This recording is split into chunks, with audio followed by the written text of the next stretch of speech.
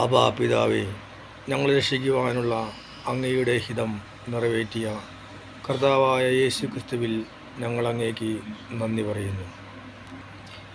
അനുഷ്ഠാനങ്ങളിലൂടെ അന്വേഷിച്ച ഇസ്രായേൽ യേശു ക്രിസ്തുവിനെ കണ്ടെത്തിയില്ല. എന്നാൽ അന്വേഷിക്കാതിരുന്ന നമുക്ക് പിതാവായ ദൈവം ആ യേശു ക്രിസ്തുവിനെ വെളിപ്പെടുത്തി തന്നു. ദൈവം അവരുടെ നേരെ ദിവസം മുഴുവൻ കരങ്ങൾ നീട്ടി, എങ്കിലും അവർ രക്ഷിക്കപ്പെട്ടില്ല. ഇതെല്ലാമാണെങ്കിലും ദൈവം ഈ ഇസ്രായേൽ ജനത്തെ പരിത്യജിച്ചുവോ? ഇല്ല. നമുക്കറിയാം, ഈ പൗലോസ്ലീഹ തന്നെ ബെഞ്ചമിൻ ഗോത്രജനായ ഒരു ഇസ്രായേൽക്കാരനാണ്, അല്ലേ? ആ ഇസ്രായേൽക്കാരനായ ഒരാളെയാണ് നമുക്ക് വേണ്ടിയിട്ട് ദൈവം തിരഞ്ഞെടുത്തു തന്നത്. എല്ലാവരെയും പരിത്യജിക്കില്ല എന്നുള്ള കാര്യത്തിന് ഇപ്പോൾ ഏലിയായുടെ കാലത്ത് ഏലിയ പറയുന്നുണ്ട്, കർത്താവേ, എല്ലാ പ്രവാചകന്മാരെയും വഹിച്ചു, ബലിപീഠങ്ങൾ തകർക്കപ്പെട്ടു. അപ്പോൾ അവിടെ ഒരു അനുഷ്ഠാനങ്ങളോ ആചാരങ്ങളോ ഒന്നും ഇല്ലാത്ത വിധം തകർക്കപ്പെട്ടു. ആരുമില്ല, ഞാൻ മാത്രമേയുള്ളൂ എന്ന് ഏലിയ പറയുന്നു. അപ്പോൾ ദൈവം എന്താണ് പറയുന്നത്? അല്ലേ, അവിടെ ഒരു ബാലിൻ്റെയും മുന്നിൽ മുട്ടുമടക്കാത്ത, അല്ലേ, അവിടെ നമുക്കറിയാം ഏലിയയുടെ അറിവിൽ അവിടെ ആരുമില്ല, അനുഷ്ഠാനമോ ആചാരം ഒന്നുമില്ലാത്ത സമയത്തും അദ്ദേഹം പറയുന്നത് ദൈവത്തിൻ്റെ കൃപയാൽ ഒരു 7000 പേര് ദൈവം മാറ്റി നിർത്തിയിട്ടുണ്ട്. മനസ്സിലായ? അത് ആ ദൈവത്തിൻ്റെ കൃപ മൂലം, അത് ആർക്കും അറിയില്ല. മനസ്സിലായ? അപ്പോൾ ഇങ്ങനെ ദൈവം ഈ കാലഘട്ടത്തിലും ഒരു വിഭാഗത്തെ മാറ്റി നിർത്തുന്നുണ്ട്, അത് ആർക്കും അറിയില്ല. അന്ന് ദൈവം 7000 പേരെ മാറ്റി നിർത്തിയത് ആ ദൈവത്തിൻ്റെ കൃപയാലാണ്. അല്ലാതെ ഈ 7000 പേരുടെ അവിടെ അനുഷ്ഠാനവും ഇല്ല, ബലിപീഠങ്ങളെല്ലാം തകർക്കപ്പെട്ടു. അല്ലേ? ഒരു അനുഷ്ഠാനങ്ങളും ചെയ്യാൻ കഴിയാതെ നിൽക്കുന്ന സമയത്താണ്, അല്ലേ? അതുപോലെ ആ കൃപയാൽ, അല്ലേ, അതേപോലത്തെ ആ കൃപയാൽ ഇപ്പോഴും ഒരു അവശിഷ്ട ഭാഗമുണ്ട് എന്നാണ് പൗലോസ്ലീഹ നമ്മെ പഠിപ്പിക്കുന്നത്. നമ്മൾ മുന്നേ പഠിച്ചിട്ടുള്ളത് പോലെ ഇവിടെ ദൈവത്തിൻ്റെ ദൈവത്തിൻ്റെ ഹിതം, അങ്ങനെയാണ് ഓരോ മനുഷ്യൻ രക്ഷ പ്രാപിക്കുന്നത് എന്ന് നാം പഠിച്ചിട്ടുണ്ട്. അതേപോലെ തന്നെ അത് കൃപയാലാണ്, അല്ലാതെ ഒരു പ്രവൃത്തികളിലും അധിഷ്ഠിതമല്ല എന്നാണ് പറയുന്നത്. അത് നിങ്ങൾ ഒരു പ്രവൃത്തികളിലാണ് എന്ന് നിങ്ങൾ പറയുന്നുണ്ടെങ്കിൽ, ഇപ്പോൾ ദൈവം ഈ പറഞ്ഞ കൃപ, ആ ഏലിയായുടെ കാലത്തെ 7000 പേരെ മാറ്റി നിർത്തി എന്ന് പറയുന്ന കൃപയും, അല്ലേ, ഇന്നും മാറ്റി നിർത്തിയിട്ടുണ്ടെങ്കിൽ അതും കൃപയാലല്ല, അല്ലേ? അങ്ങനെ ആ കൃപയല്ല എന്ന് പറയണത്. അവിടെ പ്രവൃത്തികളിലാണെന്ന് പറഞ്ഞാൽ ദൈവം ഇപ്പോൾ പറഞ്ഞ ഈ കൃപ, ഈ മാറ്റി നിർത്തിയ കൃപ ഒന്നും കൃപയായിരിക്കുകയില്ല. പൗലോസ്ലീഹ പറയുന്നതാണ്, അതുകൊണ്ട് ഇസ്രായേൽ അന്വേഷിച്ചത് അവർക്ക് കിട്ടിയില്ല, അല്ലേ? എന്നാൽ തിരഞ്ഞെടുക്കപ്പെട്ടവർക്ക് അത് ലഭിച്ചു. ആരാണ്? തിരഞ്ഞെടുക്കപ്പെട്ടവരാരാണ്? യഹൂദരെയാണോ ഇവിടെ ഉദ്ദേശിക്കുന്നത്? അല്ല, ഏത് മനുഷ്യരും, അല്ലേ, യഹൂദരല്ലാത്ത ഏത് ജാതിയിൽപ്പെട്ടവരായാലും ദൈവം തിരഞ്ഞെടുക്കപ്പെട്ടവർക്ക് അത് ലഭിക്കുന്നു. അവരെയാണ് ദൈവം ഈ കാലത്തും മാറ്റി നിർത്തിയിട്ടുണ്ട് എന്ന് പറയുന്നത്. അത് കൃപയാലാണ്. അവരെക്കുറിച്ച് ഒരു പ്രവാചകന്മാർക്കും അറിയില്ല. ഏലിയ 7000 പേര് അവർക്ക് ഏലിയനറിയില്ല എന്ന് പറഞ്ഞ പോലെ ഈ കാലഘട്ടത്തിലും ദൈവം തിരഞ്ഞെടുത്ത, ദൈവം മാറ്റി നിർത്തിയിരിക്കുന്നവരെ കുറിച്ച് ആർക്കും അറിയില്ല. അത് ദൈവത്തിന് മാത്രമേ അറിയുള്ളൂ. അന്വേഷിച്ചവർ, ആ ഇസ്രായേൽക്കാർ, അവർക്കെന്താ പറ്റിയത്? അവരുടെ ഹൃദയം കഠിനമായി പോയി, അല്ലേ? കാരണം ദൈവം അവർ വിശ്വാസത്താൽ അന്വേഷിക്കാത്തത് കൊണ്ട്, അവർ പ്രവൃത്തികളിൽ അന്വേഷിച്ചുകൊണ്ട് ദൈവം അവർക്ക് നിദ്രാലസമായ ആത്മാവ് നൽകി, കാഴ്ചയില്ലാത്ത കണ്ണുകൾ നൽകി, അല്ലേ? അവർ ആ ദൈവത്തിൻ്റെ ആ നീതി എന്താണ് കാണാതെ പോയത്? ആ യേശു ക്രിസ്തുവിലൂടെ വെളിപ്പെട്ട യേശു ക്രിസ്തു ആകുന്ന രക്ഷ, ആ യേശു ക്രിസ്തുവിലുള്ള വിശ്വാസമാണ് രക്ഷ എന്നുള്ള ആ കാഴ്ച അവർക്ക് ലഭിക്കാതെ പോയി. അതേപോലെ തന്നെ ദാവീദ് പറയുന്നു, അവരുടെ വിരുന്ന് അവർക്ക് കെണിയും കുരുക്കും ഇടർച്ചയുമായി പ്രതികാരവുമായി തീരട്ടെ. അല്ലെ, അവരുടെ വിരുന്നുകൾ, അതായത് അവരുടെ സമ്മേളനങ്ങൾ. ഇപ്പോൾ ഇസ്രായേൽ തന്നെ അവിടെ സമ്മേളിച്ച സമയത്താണ് ഹമാസ് വന്ന് ഇവരെ ആക്രമിക്കുന്നത്, അല്ലേ? ഇതെല്ലാം അവർക്ക് കുരുക്കും കെണിയുമായി തീരുകയാണ്. അവർ കാഴ്ച നശിച്ചവരായി പോയി. കാഴ്ച എന്താണ്? യേശു ക്രിസ്തുവാകുന്ന ആ നീതിയാവുന്ന ആ കാഴ്ച അവർക്കില്ലാതെ പോയി. ദൈവത്തിൻ്റെ പദ്ധതികൾ നമ്മളുടെ ചിന്തകൾക്കപ്പുറമാണ്, അല്ലേ? ഇപ്പോൾ ഇസ്രായേലിൻ്റെ കാലിടറി, പക്ഷേ ഇസ്രായേലിൻ്റെ കാലിടറിയത് അവർ വീണ് നശിച്ചു പോകാനല്ല. പക്ഷെ അവർ വീണെങ്കിലും, അല്ലേ, അവരുടെ വീഴ്ച നമുക്ക്, അല്ലേ, വിജാതീയരായ നമുക്ക് ദൈവത്തോടുള്ള അനുരഞ്ജനമായി തീർന്നു. നമുക്ക് ആ രക്ഷ നമ്മിലേക്ക് വന്നു. അപ്പോൾ ഈ യഹൂദർക്ക് എന്താണ്? നമ്മുടെ അസൂയ ഉണ്ടായി. അവരുടെ പാപം അവർ ദൈവത്തെ തിരിച്ചറിയാതെ പോയി.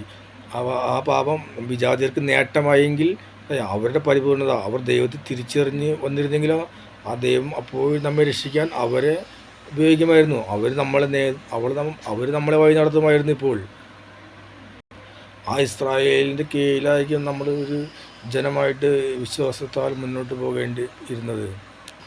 അതുകൊണ്ടാണ് അപ്പോസ്തലൻ പറയുന്നത്, വിജാതീയരായ നിങ്ങളോട് പറയുകയാണ്, നമ്മൾ പറയുകയാണ്, എൻ്റെ ശുശ്രൂഷയെപ്പറ്റി ഞാൻ അഭിമാനിക്കുന്നു. മനസ്സിലായോ? അപ്പോൾ ആ ശുശ്രൂഷ, എൻ്റെ ശുശ്രൂഷ, ഇപ്പോൾ ഈ ദൈവം രക്ഷിക്കുന്ന ആ കൃപയുടെ ശുശ്രൂഷ, ആ യേശു ക്രിസ്തുവിനെ കുറിച്ചുള്ള ആ സുവിശേഷം നൽകുന്ന ആ ശുശ്രൂഷയെക്കുറിച്ച് ഞാൻ അഭിമാനിക്കുന്നു. മനസ്സിലായോ?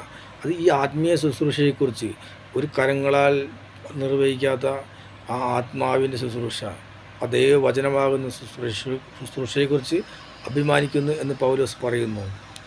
ഈ ശുശ്രൂഷ വഴി എന്താണ് സംഭവിച്ചത്? യഹൂദർക്ക് അസൂയയായി. കാരണം ഇവിടെ നൽകുന്ന ശുശ്രൂഷയിൽ ഒരു അനുഷ്ഠാനങ്ങളുമില്ല വിശ്വാസത്താൽ. മനസ്സിലായി? അപ്പോൾ അവിടെ അനുഷ്ഠാനങ്ങളിൽ നിൽക്കുന്ന ഈ ഇസ്രായേൽക്കാർക്ക് അവർക്ക് അസൂയയാണ്. എങ്കിലും അവരിൽ നിന്ന് കുറേ പേരെ രക്ഷിക്കാൻ ഇടയായി, പൗലോസ്ലീഗ ഇടയായി. മനസ്സിലായി? അപ്പോൾ ഈ കൂട്ടത്തിലേക്ക് നിരവധി യഹൂദന്മാരും ഈ പൗലോസ്ലീഗയുടെ ശുശ്രൂഷയിൽ പങ്കായി, ഈ കൂട്ടത്തിൽ ചേർന്നു. ഏത് ശുശ്രൂഷ? ഒരനുഷ്ഠാനങ്ങളുമില്ലാതെ ക്രിസ്തുവിനെ കുറിച്ചുള്ള സുവിശേഷത്താൽ നീതീകരിക്കപ്പെടുന്ന ഈ ശുശ്രൂഷയിലേക്ക്. അതാണ് പറഞ്ഞത്, അവരുടെ തിരസ്കാരം, യേശു ക്രിസ്തുവിനെ അവർ തിരസ്കരിച്ചെങ്കിൽ അത് ലോകത്തിന് അനുരഞ്ജനമായി. പക്ഷേ ആ യേശു ക്രിസ്തുവിനെ അവർ സ്വീകരിച്ചിരുന്നെങ്കിലോ അതും ഈ ലോകം മുഴുവനെയും ആ ജീവനിലേക്ക് നയിക്കാനുള്ള വഴി ആകുമായിരുന്നു.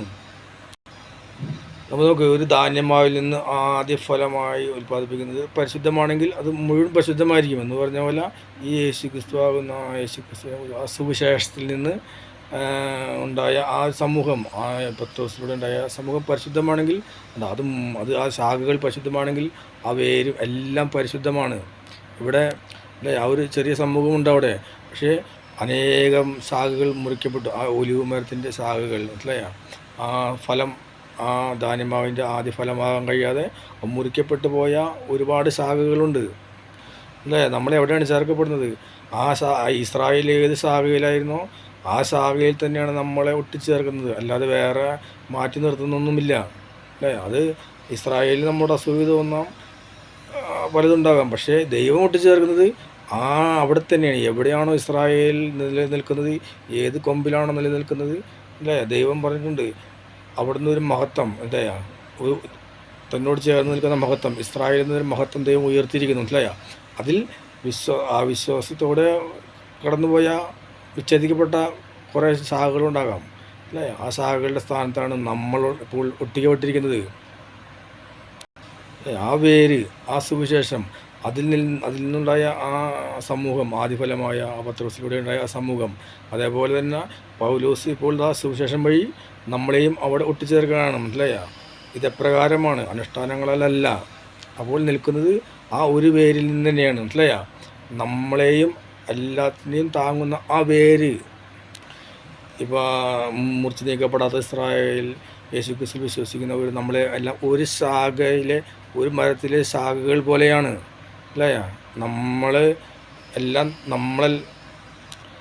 നമ്മൾ വലിയവരാണെന്ന് അഭിമാനിക്കരുത്. നമ്മൾ അവരോടുകൂടെ ചേർക്കപ്പെട്ടവരാണ്. മനസ്സിലായ? നമ്മൾ അവരിൽ നിന്നാണ്, അവരിലൂടെയാണ് നാം രക്ഷയിലേക്ക് വന്നിരിക്കുന്നത്. ഇതിന് ഒരിക്കലും ഒരു മാറ്റവുമില്ല. അല്ലേ? ദൈവം ഉയർത്തിയിരിക്കുന്ന മഹത്വം, ആ ഒരു കൊമ്പ്, ഒറ്റ കൊമ്പ്, ആ ഒരു കൊമ്പിലാണ് ആ ഒരു ചില്ലകൾ എന്ന് പറഞ്ഞ പോലെയാണ് ദൈവം ഒരുക്കിയിരിക്കുന്നത്. അല്ലാതെ വേറെ വേർതിരിവൊന്നുമില്ല. അല്ലേ? അവരുടെ അവിശ്വാസം നിമിത്തം ആ ശാഖകൾ മുറിക്കപ്പെട്ടിട്ടുണ്ടാകും. എന്നാൽ അല്ലയാ വിച്ഛേദിക്കപ്പെട്ടു. എന്നാൽ നമ്മൾ നിലനിൽക്കുന്നത് വിശ്വാസം വഴി. നമ്മളെ ആരാണ് ഒട്ടിച്ചേർത്തത്? പൗലോസ്ലീഗ നൽകിയ ആ സുവിശേഷം വഴി വിശ്വാസത്താൽ നമ്മൾ അവിടെ ഒട്ടിച്ചേർത്തു. അവർ അവിശ്വാസം മൂലം കുറേ പേർ വിച്ഛേദിക്കപ്പെട്ടിട്ടുണ്ടെങ്കിലും അല്ലയാ ആ സ്വാഭാവിക ശാഖയെ ആ ദൈവം മുറിച്ച് കളഞ്ഞിട്ടുണ്ടെങ്കിൽ നമ്മളോടും ആ ഒരു ഇത് കാണിക്കും. നമ്മളും ആ വിശ്വാസത്തിൽ തന്നെ നിലനിൽക്കാത്ത പക്ഷം നമ്മളെയും വിച്ഛേദിച്ച് കളയും എന്ന് തന്നെയാണ് ദൈവം പറയുന്നത്. ഇസ്രായേൽ ഇപ്പോൾ അവിശ്വാസത്തിൽ തുടരാതെ വിശ്വാസത്തിൽ വരുമ്പോൾ ക്രിസ്തുവിനെ ആശ്രയിക്കാൻ തുടങ്ങിക്കഴിഞ്ഞാൽ അവരെയും ദൈവം ഒട്ടിച്ച് ചേർക്കും. മനസ്സിലായ? അസ്വാഭാവിക ശാഖകളെ ഒട്ടിച്ച് വീണ്ടും ചേർക്കും. അപ്പോൾ ആ ദൈവത്തിൻ്റെ കൃപയും കാരുണ്യവും നിനക്ക് ഓർമ്മയിൽ വേണം. മനസ്സിലായോ? നീ നിന്നാൽ, ദൈവത്തിൻ്റെ കൃപയിൽ നിലനിന്നാൽ, നീ നിൻ്റെ പ്രവൃത്തികളിലൂടെ നിലനിൽക്കാൻ നോക്കിയാൽ നടക്കില്ല. ഞാൻ ദൈവത്തിൻ്റെ കൃപയിൽ നിലനിന്നാൽ നിന്നോട് കാരുണ്യം കാണിക്കും. മനസ്സിലായോ? അല്ലെങ്കിൽ നീയും മുറിച്ച് നീക്കപ്പെടും. അതുകൊണ്ടാണ് പറഞ്ഞത് അകൃപയാണ്. അകൃപ പ്രവൃത്തികളിലല്ല. അങ്ങനെ പ്രവൃത്തികളിലാണെങ്കിൽ അകൃപ കൃപയായിരിക്കുകയില്ല. ദൈവത്തെ തേടാത്ത നമ്മളെ ദൈവം ഒരു സുവിശേഷം നൽകി ഒട്ടിച്ച് ചേർത്തിട്ടുണ്ടെങ്കിൽ, മനസ്സിലായോ? ആ ദൈവത്തെ അവിശ്വസിച്ച് പോയ അവരെ വിശ്വസിച്ച് വന്നു കഴിഞ്ഞാൽ വീണ്ടും അതിൽ ഒട്ടിച്ച് ചേർക്കുന്നത് എത്രയോ നീതിയുക്തമാണ്. നമ്മൾ ഒരിക്കലും വലിയ ജ്ഞാനികളല്ല. മനസ്സിലായോ? എല്ലാ ശുശ്രൂഷകളുടെയും എല്ലാ ആഘോഷങ്ങളുടെയും കാര്യത്തിൽ ഏറ്റവും ജ്ഞാനികളാണ് യഹൂദരാണ്. മനസ്സിലായോ? പക്ഷെ നമ്മൾ എന്താ ആ ഇസ്രായേലിൽ കുറച്ച് പേർക്ക് മാത്രമേ, കുറേ പേർക്ക് കാഠിനം ഉണ്ടായിട്ടുള്ളൂ. മനസ്സിലായോ? എങ്കിലും അല്ലേ, വിജാതീയരായ നമ്മൾ പൂർണ്ണമായി സ്വീകരിക്കപ്പെടുന്നത് വരേ ഉള്ളൂ. അത് കഴിഞ്ഞാൽ അവരെയും വീണ്ടും ഒട്ടിച്ചു ചേർക്കും. അതായത് അവരുടെ ആ ഹൃദയകാഠിന്യം മാറും. അതിനുശേഷം ഇസ്രായേൽ മുഴുവനും രക്ഷ പ്രാപിക്കും. അല്ലയാ, അതാണ് പറഞ്ഞത്. എഴുതപ്പെട്ടിരിക്കുന്നത് ഇങ്ങനെയാണ്, എന്താ, സിയോനിൽ നിന്ന് വിമോചകൻ വരും, അവരിൽ നിന്ന് അധർമ്മം എടുത്തു കളയും, യാക്കോബിൽ നിന്ന് അധർമ്മം എടുത്തു കളയും. മനസ്സിലായ? ഈ അവിശ്വസ്തത, ഈ ദൈവത്തോടുള്ള ആ തിരസ്കാരം എല്ലാം എടുത്തു കളയും. അവരിൽ നിന്ന് ആ പാപം എടുത്തു കളയും. ദൈവത്തെ അന്വേഷിക്കാത്ത വിജാതിയായ നമ്മൾ ദൈവം അല്ലേ, നമ്മളിൽ നിന്ന് ആ കൃപയാൽ, ആ ദൈവത്തിൻ്റെ കൃപയാൽ നമ്മുടെ പാപങ്ങൾ എടുത്തു കളഞ്ഞ് നമ്മളെ രക്ഷയിലേക്ക് നയിച്ചത്. മനസ്സിലായി? അല്ലാതെ നമ്മളുടെ ഒരു അന്വേഷണമോ ഫലമോ അല്ല. ദൈവത്തിൻ്റെ കൃപയാൽ നമുക്ക് നൽകി. അതേപോലെ ദൈവം ആ സിയോനിൽ നിന്ന് വരും, ആ യാക്കോബിൽ നിന്ന് അധർമ്മം എടുത്തു കളയും, അവർ രക്ഷ പ്രാപിക്കും. അല്ലേ? ദൈവം ഇങ്ങനെ ചെയ്യുമ്പോൾ ഇപ്പോൾ എഴുതപ്പെട്ടിരിക്കുന്നത് അത് അല്ലേ അവരുമായുള്ള എൻ്റെ ഉടമ്പടിയായിരിക്കും. മനസ്സിലായോ? അപ്പോൾ ദൈവം ഒരിക്കലും ഇസ്രായേലിനെ പൂർണ്ണമായിട്ട് ഉപേക്ഷിക്കില്ല. അല്ല, ഇവിടെ എന്തെല്ലാം ഇസ്രായേലിന് കഠിനമായ അവസ്ഥകളുണ്ടായാലും, ഏതെല്ലാം അതിലൂടെ കടന്നു പോയാലും അവർ പൂർണ്ണമായി ഉച്ചരിക്കപ്പെടുകയില്ല. അവർ രക്ഷ പ്രാപിക്കും. ഇസ്രായേൽ തിരഞ്ഞെടുക്കപ്പെട്ട ജനമാണ്. ആ തിരഞ്ഞെടുപ്പ് വഴി അവർ ദൈവത്തിൻ്റെ പ്രിയപ്പെട്ട ഭാജനങ്ങളാണ്. മനസ്സിലായി? സ്നേഹഭാജനങ്ങളാണ്. എന്നാൽ നമുക്ക് നൽകിയ ഈ സുവിശേഷം വഴി അവർ ദൈവത്തിന് ശത്രുക്കളെ. മനസ്സിലായോ? അവർ ഈ സുവിശേഷത്തെ അംഗീകരിക്കുന്നില്ല. ഈ പ്രവൃത്തികൾ കൂടാതെ ഈ വിശ്വാസത്താലുള്ള ഈ സുവിശേഷത്തെ അവർ അംഗീകരിക്കുന്നില്ല. അതാണ് ഈ സുവിശേഷത്തെ പ്രതി അവർ ദൈവത്തിൻ്റെ ശത്രുക്കളായി. അതാണ് പറഞ്ഞിരിക്കുന്നത്. ദൈവത്തിൻ്റെ ദാനവും വിളിയും പിൻവലിക്കപ്പെടില്ല. അത് നടപ്പിലായേ തീരൂ. ദൈവം വിളിച്ച എല്ലാവരും വന്നേ തീരൂ. ഇസ്രായേലിൽ നിന്നായാലും വിജാതിരായ നമ്മളിൽ നിന്നായാലും ദൈവം വിളിച്ചിട്ടുണ്ടെങ്കിൽ അവരെല്ലാം ദൈവത്തോടു കൂടെ ചേർന്നിരിക്കും. ഇതൊന്നും പിൻവലിക്കപ്പെടുകയില്ല. അല്ല, ആ പദ്ധതികളൊന്നും പിൻവലിക്കപ്പെടുകയോ നിർത്തലാക്കുകയോ ചെയ്യുകയില്ല. അത് നടപ്പിലാവുക തന്നെ ചെയ്യും.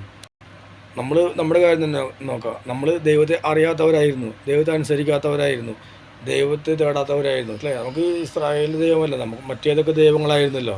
പക്ഷേ നമുക്ക് എന്താ കൃപ ലഭിച്ചു. നമ്മൾ അന്വേഷിക്കാതെ, നമ്മൾ അനുസരണമില്ലാത്ത പാപത്തിലായിരുന്നു, നമുക്ക് എന്ത് ലഭിച്ചു? കൃപ ലഭിച്ചു. ഇപ്പം നമ്മൾ അനുസരണമില്ലാത്ത നമുക്ക് കൃപ ലഭിച്ചെങ്കിൽ ഇപ്പോൾ അനുസരണമല്ലാതെ നടക്കുന്ന ഈ ഇസ്രായേലിന് കൃപ ലഭിക്കണ്ടേ? അതെ, അവർക്കും കൃപ ലഭിക്കണം. ആ കൃപ ലഭിക്കാൻ വേണ്ടി ഇപ്പോൾ അവരും അനുസരണമില്ലാത്തവരായിരിക്കുന്നു. മനസ്സിലായോ? പക്ഷെ അവർക്കും ദൈവം കൃപ കൊടുക്കും. ഇതാണ് ദൈവം ദാനമായി, സൗജന്യമായി ദൈവം നീതീകരിക്കുന്നു. നമ്മുടെ ഒരു പ്രവൃത്തികളും നമ്മെ രക്ഷിക്കുന്നില്ല. എല്ലാം ദൈവത്തിൻ്റെ ദാനമാണ്, സൗജന്യമാണ്. ഇതെല്ലാം മനസ്സിലാക്കണം. അതാണ് പറഞ്ഞത്, ആ ദൈവത്തിൻ്റെ സമ്പത്തിൻ്റെയും ജ്ഞാനത്തിൻ്റെയും അറിവിൻ്റെയും ആഴം. മനസ്സിലായോ? അവിടുത്തെ വിധികൾ എത്ര ദുർജ്ഞയം. മനസ്സിലായോ? അവിടുത്തെ മാർഗങ്ങൾ എത്ര ദുർഗ്രഹം. നമുക്ക് ഗ്രഹിക്കാൻ കഴിയുന്നില്ല. ദൈവം ഒരുക്കുന്ന പദ്ധതികൾ, ദൈവം എപ്രകാരമാണ് രക്ഷിക്കുന്നത്. മനസ്സിലായോ? അനുസരണമില്ലാത്തവരെ നമ്മെ രക്ഷിക്കുന്നു. ഇസ്രായേൽ അനുസരണമില്ലാത്തവരാകുന്നു, എന്നിട്ടും ദൈവം അവരെ രക്ഷിക്കുന്നു. മനസ്സിലായോ? ഇതെല്ലാം ദൈവത്തിൻ്റെ അറിവാണ്, ജ്ഞാനമാണ്. നമുക്ക് ഇതിനെക്കുറിച്ച് വ്യക്തമായ ഒരറിവുമില്ല. കാരണം ഇതെല്ലാം ദൈവത്തിൻ്റെ കൃപയാണ്. മനസ്സിലായോ? ഈ കൃപ നൽകാൻ വേണ്ടി ദൈവം എല്ലാവരെയും അനുസരണമില്ലാത്തവരാക്കി. അല്ലേ? ഇതൊന്നും നമ്മുടെ കഴിവുകൊണ്ടോ ഒരു പ്രവൃത്തി കൊണ്ടോ ലഭിക്കുന്ന രക്ഷയല്ല എന്ന് നമ്മളിവിടെ മനസ്സിലാക്കണം. ഇതെല്ലാം ദൈവത്തിൻ്റെ പദ്ധതികളും ദൈവത്തിൻ്റെ അറിവും ദൈവത്തിൻ്റെ ശക്തിയും മാത്രമാണ്. നമ്മൾ വെറും മർത്യൻ മാത്രം. ദൈവത്തിൻ്റെ മനസ്സ് അറിഞ്ഞവരാരുണ്ട്? എന്താ, ദൈവത്തെ ഉപദേശിക്കാൻ കഴിവുള്ളവരാരുണ്ട്? നമുക്ക് ദൈവത്തിന് എന്തെങ്കിലും നമുക്ക് ദൈവത്തിന് ദാനം കൊടുത്ത് നമുക്ക് തിരിച്ചു കിട്ടാനായിട്ട് എന്തെങ്കിലും ദൈവത്തിന് ദാനം കൊടുത്തവരുണ്ടോ? ഒന്നുമില്ല. എല്ലാം ദൈവത്താലാണ്. ഇതാണ് നമുക്കുണ്ടാകേണ്ട വിശ്വാസം. എല്ലാം കർത്താവാണ്. എല്ലാം ദൈവത്തിൽ നിന്ന്, എല്ലാം ദൈവത്തിലേക്ക്, എല്ലാം ദൈവത്തിലൂടെ. ആ ദൈവത്തിന് എന്നേക്കും മഹത്വം ഉണ്ടായിരിക്കട്ടെ. ആമേൻ. ഇതാണ് പറഞ്ഞത്. നമുക്കൊരു അറിവും ജ്ഞാനവുമില്ല. നമുക്ക് ദൈവം ഒരു സുവിശേഷം നൽകുന്നു, നാം അത് വിശ്വസിച്ച് രക്ഷ പ്രാപിക്കുന്നു. അത് ദൈവത്തിൻ്റെ ദാനം. നമ്മളത് വിശ്വസിക്കാനും സ്വീകരിക്കാനുള്ള മനസ്സ് നമുക്കുണ്ടാകട്ടെ. നമ്മുടെ ദൈവത്തിന് തിരഞ്ഞെടുക്കാൻ പാകത്തിന് നമ്മുടെ ഹൃദയങ്ങൾ ദൈവത്തിന് ഇഷ്ടമുള്ളതാ വിധമായി തീരാൻ നമുക്ക് പ്രാർത്ഥിക്കാം. ഈ ദൈവത്തിൻ്റെ രക്ഷയിലേക്ക് പ്രവേശിക്കാൻ നമ്മുടെ മുമ്പിൽ ആകെ ഒരു വഴിയേ ഉള്ളൂ, തൻ്റെ ശരീരമാകുന്ന വിരി. എന്താണ് ആ ദൈവത്തെക്കുറിച്ചുള്ള ആ സുവിശേഷം, അപ്രസംഗം, അത് കേട്ടുകൊണ്ടേയിരിക്കുക. നീ ആ വിശ്വാസത്തിലേക്ക് വരും. ലോകം മുഴുവൻ ഇസ്രായേലിനെതിരാണ് നിറന്നാലും ഇവിടെ എഴുതപ്പെട്ടിട്ടുണ്ട്, സിയോനിൽ നിന്ന് വിമോചകൻ വരും. അപ്പോൾ അവരുടെ രക്ഷ ഉറപ്പുള്ളതാണ്. നമ്മുടെ രക്ഷ ആ വിമോചകനായ ആ യേശു ക്രിസ്തുവിനെ കുറിച്ചുള്ള സുവിശേഷമാണ്.